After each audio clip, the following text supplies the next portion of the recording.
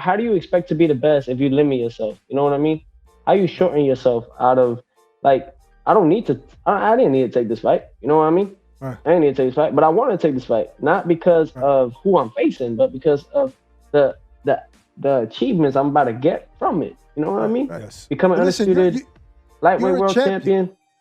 You know what I mean? You're a champion. Is there a rematch clause in this fight? Like, so, because normally the champion gets that option, but being that this is a unification bout, is there a rematch clause in this contract? No. Oh, okay. Wow. There ain't no rematch clause, and I think I know why, but it is what it is. So, will you feel like you're the undisputed lightweight champion, or does the franchise belt doesn't change hands? Because I'm still unaware of that belt. Come on, Barack. Don't be playing this card on me now. Don't play that card on me. Come on. Nah, man. I mean, look, it's everything's on the line. You know, it's 5 belts. It's not even 4. It's 5. You know what I mean?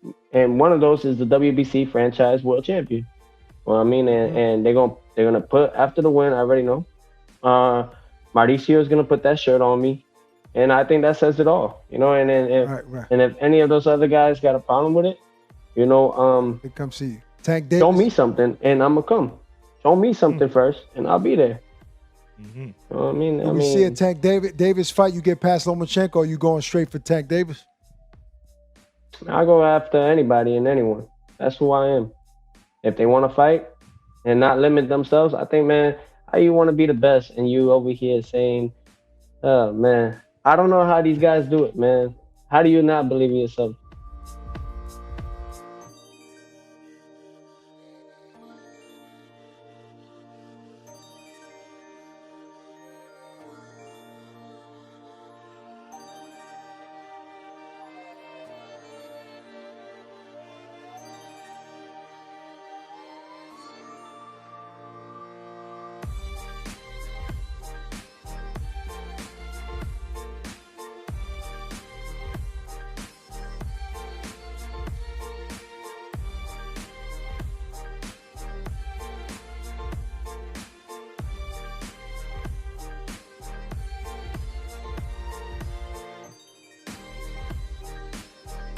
You kind of feel that Brook has run out of time waiting for everybody else and thinks he obviously believes he's got one more massive fight in him. Terence Crawford is the top of the tree, really.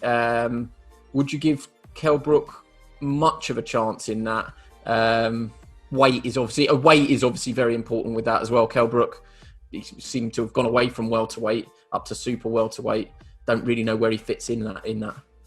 I think he's living a different life now. And I think this happens quite a lot with athletes at the end of their career, where they're really more disciplined than they were earlier. Because when you're young, everything's a little bit easier, of course. Making the weight a bit easier because you're younger and you don't carry it as much. And also you just, you dine out on your talent. But when you get older, some of those skills, they start to round off a little bit. So you have to really focus and really maintain that skill set as best you can. So I think he's living a better life. It looks that way. So I think he probably realised that he can make the weight now. I still would prefer him at super welter, to be honest. But I think if he can make it safely, which he thinks he can, then he'll be a force. I think he's still a force. But the stages in their careers right now, you'd make Crawford a massive favourite. The only positive of it all now is that because Brook is in a different stage of his career, it makes that fight easier to make.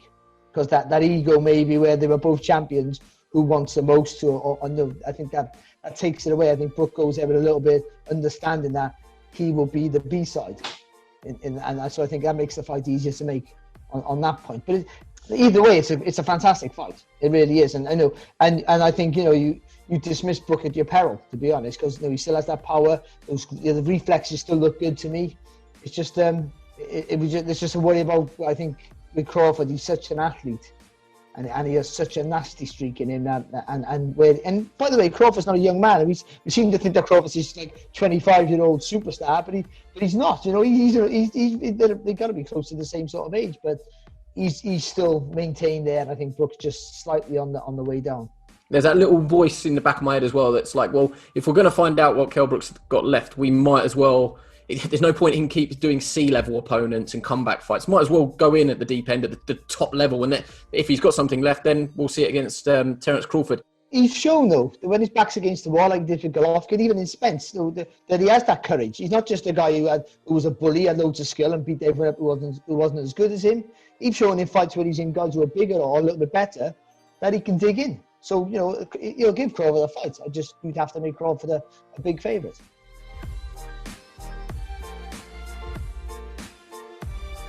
Would you be prepared to sit it out, wait for fans to come back, or if the opportunity comes and there's some sort of fight camp thing where there are no fans for anyone, would you get involved in that? I don't. I was saying at the start, like at the start of lockdown, I'd be prepared to wait because obviously the fans are a massive part of it, and I'd say for a lot of my career they've been a part of the journey. Obviously the atmosphere, the ring walks, the noise what they create over the 36 minutes. But it's getting to the stage. I'm coming up to 12 months since I'd last been out in the ring, and my last fight was a round and a half, if that. The fight before that was a wrestling match with Kid Galahad. So really and truthfully, it's been a long time since I've had 12 competitive hard rounds, and you can spar, you can keep yourself in gym, but can prepare you for having them little 8 ounces on, ring rust and all that stuff. So it's getting to the stage where I just want to get back out. I want to be back under the lights. I'm 29 now. I'm not old by any stretch of imagination, but I've been a pro 11 years now, and this is the pinnacle. Like I say, this is my golden years, and I want to be part of the big nights. There's a big fight right there, and I'm willing to take a hit on my purse, on my fight packet, just to get out to the ring. Like I say, positive thinking, and my thing is if I fight for less money for there, win another belt, and it adds to my value. And maybe next year when things get back to normal, the crowds do come back, then I'll be rewarded in that sense. But I'm seeing like the boys like Dillian, get his second going and be set out for his second turn this year. Man, I'm itching to go. You're seeing the young boys like Zelfa Barrett coming through and giving good performances, and I'm getting inspired off of seeing the guys like that, going out there and doing their business, and especially after coming off my last win, I just want to get back out there. So if the opportunity does come up to do a behind closed door thing, then I strongly consider it.